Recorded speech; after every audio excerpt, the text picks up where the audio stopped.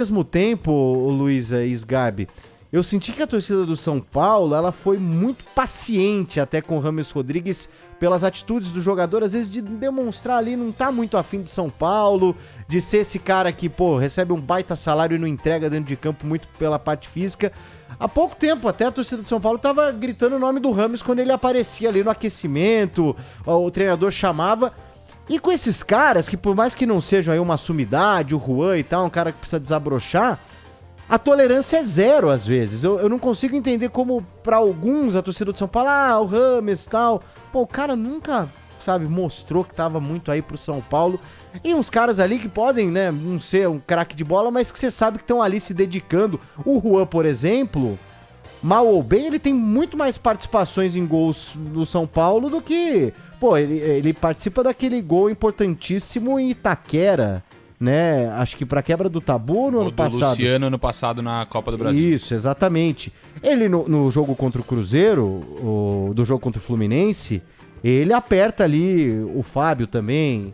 Enfim, eu sinto que é um jogador muito mais participativo, não só ele, do que um Rames Rodrigues, que claro, agora todo mundo já soltou a mão do Rames Rodrigues, obviamente. Ninguém mais quer saber de Rames Rodrigues, nem cogita a possibilidade.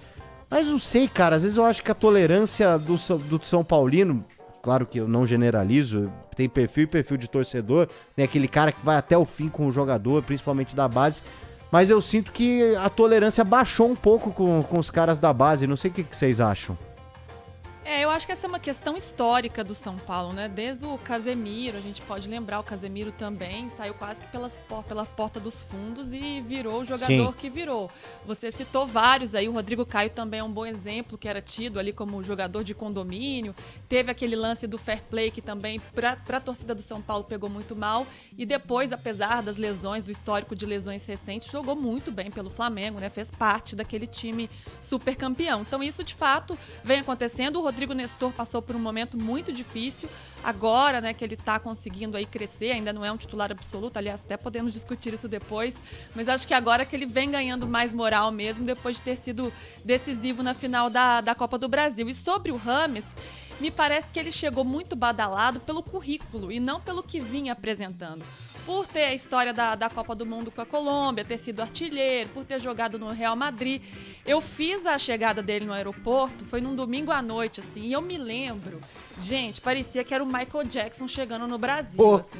Foi um empurra-empurra, teve gente pisoteada, teve uma menina cinegrafista, a menina se machucou, quebraram a câmera dela. Foi uma loucura, eu fiquei surpresa com aquilo, eu entendi que era um jogador grande que estava chegando, mas naquela magnitude, pra mim não fazia sentido, como de fato não fez. E aí em campo foi o que foi, né? Um jogador que não é competitivo, que não consegue se entregar, que teve oportunidade e não apresentou nada, e agora aconteceu aí todo esse problema com um gasto muito alto pro São Paulo, e ele de saída dessa forma tão ruim do clube. E aí, Sgabi? É por essa linha mesmo, PDV. Os jogadores da base... O São Paulo passa por um momento muito difícil na base, né? Sim. Vale estar. O Sub-20 de São Paulo, por exemplo, é uma campanha vergonhosa. Vice-lanterna, né? Não sei se ganhou ontem do Bahia ou não. Até onde eu vi, tava perdendo o jogo. Assisti até o finalzinho, mas até Perdeu? o finalzinho... 3-2. Isso, perfeito. São Paulo perdeu pro Bahia e é uma campanha vergonhosa. Tem um jogador só no Sub-20 hoje de São Paulo que é um grande destaque na base, que é o Rian Francisco. Sim. Que é o cara que vem participando dos gols, enfim. Então passa por um momento turbulento na base, algo que pra mim, diretoria, o clube no modo geral tem que se atentar. Mas eu concordo com a Luísa, o São Paulino muitas vezes, e até vou falar um lado torcedor também, Luísa, porque, quando o torcedor é muito passional, esse lado assim de conectar a base e tudo assim é muito forte no São Paulo. A gente lembra o Gabriel Sara até. É outro grande exemplo, jogador que vem brilhando agora na Inglaterra, né? Na segunda divisão da Inglaterra, e foi muito criticado, né? Tinha até a situação dele no São Paulo, que, se o Sara é jogador, eu sou um astronauta. Então o São Paulino critica a base naturalmente, assim, até porque o sarrafo é muito alto também, muito grande, né? Revelou Kaká, grandes jogadores. Mas eu concordo com você, se teve a paciência com o Rames, tem que ter paciência com o Juan, por exemplo, que é um jogador que pra mim entrega muito mais que o Rames no São Paulo, PDV. E até, óbvio que essa passagem do Rames, né, ela está prestes a terminar, porque ele já tá servindo a seleção colombiana e tal. Acho que o torcedor São Paulino agora torce para que ele faça de fato um bom campeonato, para que fique mais fácil pro São Paulo aí negociá-lo e tal. Mas assim, o problema dessa questão do Rames, o Sgabi, Luísa, é o que ele pode deixar também com relação a um rombo, né? Porque é um jogador que ganha muito bem. São Paulo deve uma grana pra ele e a gente não sabe em quais termos essa rescisão pode sair. E mais, né? Informação que inclusive chegou ontem de um colega, um jornalista colombiano, é de que o Rames teria solicitado até mesmo um psicólogo, a seleção da Colômbia e tal, porque ele vive uma fase em que ele se sente ali excluído no São Paulo.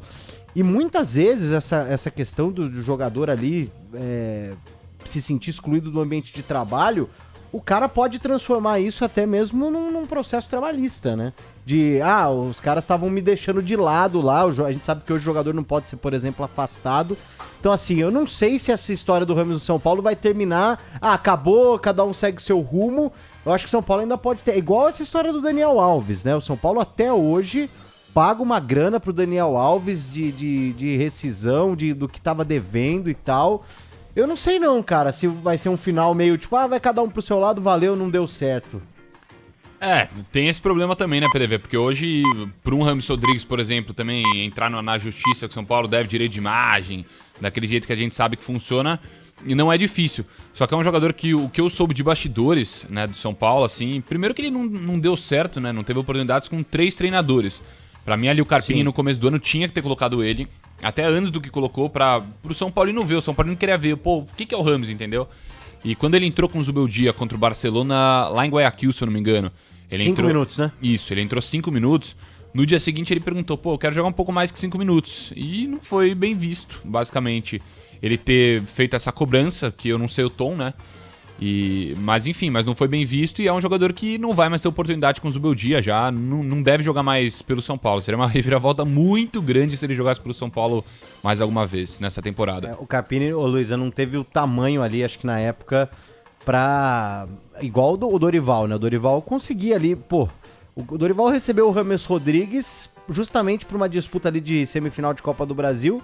E o São Paulo foi campeão da Copa do Brasil sem o Rames entrar em campo, né? Então o Dorival, ele tinha um lastro ali pra segurar. O Carpini, ele foi meio que engolido, porque ao mesmo tempo tinha a pressão do torcedor, a pressão do jogador também, aí o Zubeldia já chegou e já bancou. O Zubeldia não teve nem ruído, né? Simplesmente não joga, opção pelo bem da equipe e tal. Nós estamos falando de 3 treinadores, né? Claro que essa questão da saúde mental, se ele tá precisando de um psicólogo, isso é super relevante. A gente não tem nem como avaliar, né, se de fato ele tá precisando ou não. Mas ele teve oportunidades com 3 técnicos diferentes, com estilos diferentes, de escolas diferentes, o Dorival, o Carpini, o Zubeldia.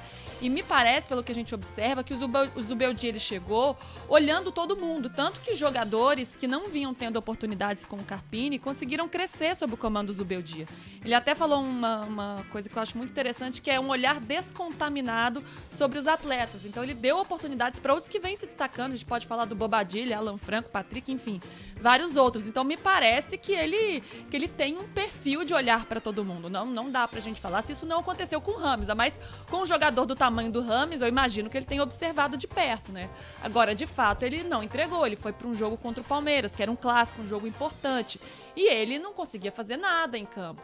É um jogador que nunca mostrou intensidade, nunca mostrou muita vontade, que não viajou com o time em um momento importante, que deixou de bater pênaltis. Então ele tem uma série aí de posturas em episódios diferentes que mostram que faltou muita vontade também dele de estar ali, de vestir a camisa do São Paulo.